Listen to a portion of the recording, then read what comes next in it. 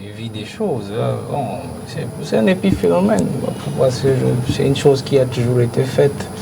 Et les mêmes députés qui criaient il y a 3 jours étaient députés en 2022, étaient députés en 2021, étaient députés en 2020. Et ils n'ont pas décrié ça. Non, ils l'ont souvent décrié. Ils l'ont souvent décrié. Non, nous parlons de bloquer la tribune. D'accord, ok. En juin 2022, mais nous parlons de bloquer la tribune.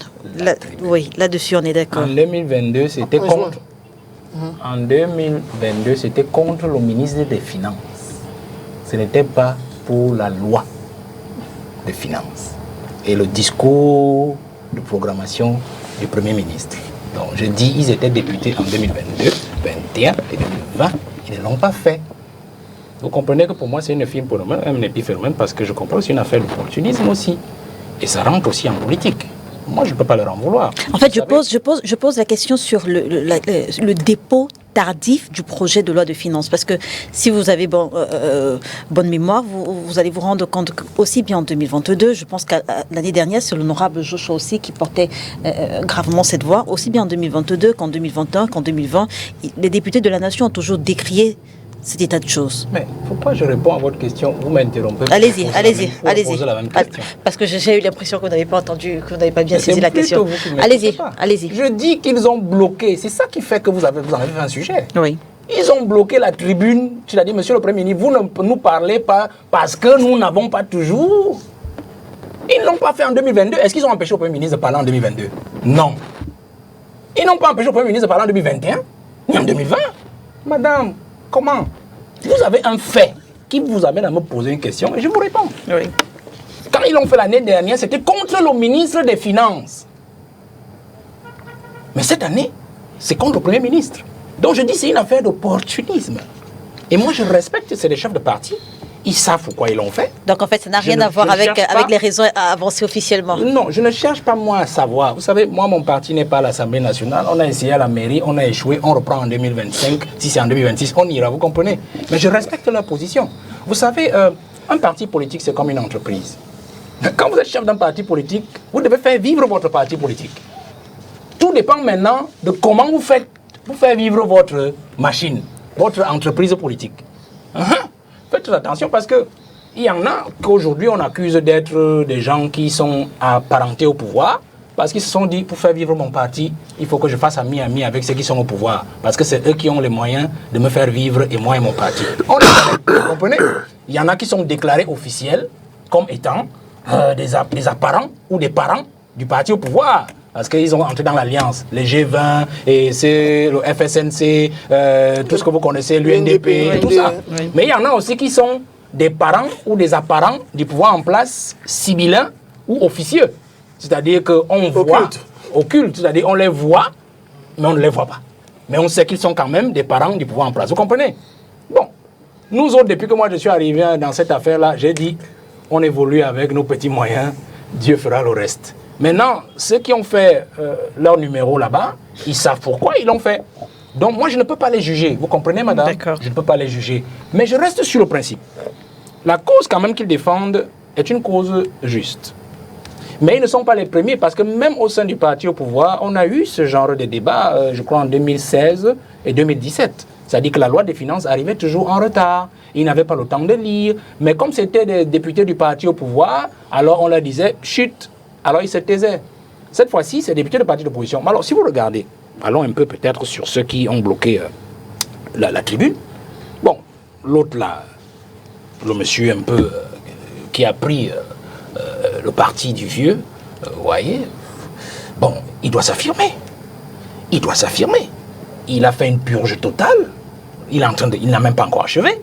Il doit achever. Il est en train d'achever une purge dans ce parti-là pour le ramener dans la zone de base de sa création. Suivez mon regard. Et pour prouver à ceux qui le vomiraient dans ces deux partis anglo-saxons du Cameroun comme étant un vendu du pouvoir en place, chargé de venir les ligoter et les livrer en monnaie de singe au parti au pouvoir. Donc il doit faire ses preuves et il se dit que ça peut être une occasion pour lui de se blanchir. De se blanchir. Bon, mais mon frère, Bon, lui, là, il a un problème. Il faut le comprendre. On veut quand même upéciser son parti. On veut upéciser son parti. Puisque l'épisode est déjà clos pour le MRC. J'aime toujours les taquiner. Je leur dis toujours ça. Que ce soit mon grand frère Wafou, pas Wafou, mon grand frère Ateba et consort au MRC. Je leur dis, pour le MRC, c'est cuit. C'est cuit. Maurice Kamto ne sera pas candidat en 2025 puisqu'on va repousser l'élection législative municipale en 2026. Donc pour lui, c'est terminé. Et on va interdire à tous les autres partis qui ont des élus de lui donner la tête de leur parti pour aller aux élections avec leur appareil. Donc il s'est fait harakiri depuis 2020 et le pouvoir l'attend en 2025 tranquille. Vous comprenez? Mais la difficulté, c'est que avec mon frère, c'est compliqué parce que lui, il a des élus. Donc que vous renvoyez l'élection législative en 2026 ou municipale en 2026, que vous rameniez l'élection présidentielle en 2024 ou que vous la mainteniez, lui peut être candidat. Alors, les gars, ils réfléchissent dans le système, RDPC se disent comment on fait pour l'éliminer lui, puisque c'est lui qui est devenu le plus grand danger. Et comme il a une forte ambition présidentielle, alors on a pensé à l'upécisation, c'est-à-dire la même chose qu'on a faite à l'UPC, c'est-à-dire pour que vous ne nous embrouillez pas, hein, comme vous êtes pas très docile là, alors on crée une faction, comme on avait fait là-bas avec Roch Belen et Kodok, et maintenant on crée aussi une autre faction, Lipote et Baleguel. Et puis, quand vous dit, allez d'abord vous arranger. Vraiment, je ne peux admettre la liste de l'un et de l'autre. Vous comprenez?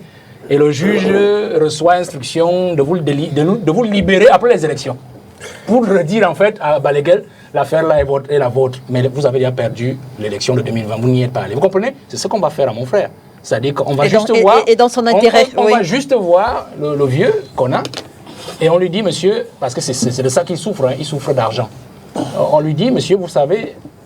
On sait hein, que vous avez près de 40 à 60 millions ici, parce qu'on a bloqué son salaire, sa pension et tout. C'est un monsieur qui souffre énormément. Hein. Et on lui dit, ben, écoutez, vous allez récupérer cette histoire que vous avez donnée aux journaux, et puis vous venez, on fait les comptes. Mais le monsieur, tout le bavardage que vous allez bavarder sur le vieux Kona, il n'est pas avec vous. Hein. On s'éloigne un peu. Vous avez parlé d'opportunisme politique. Je veux dire, quel était l'intérêt de Cabral Libye? Vous ne suivez pas.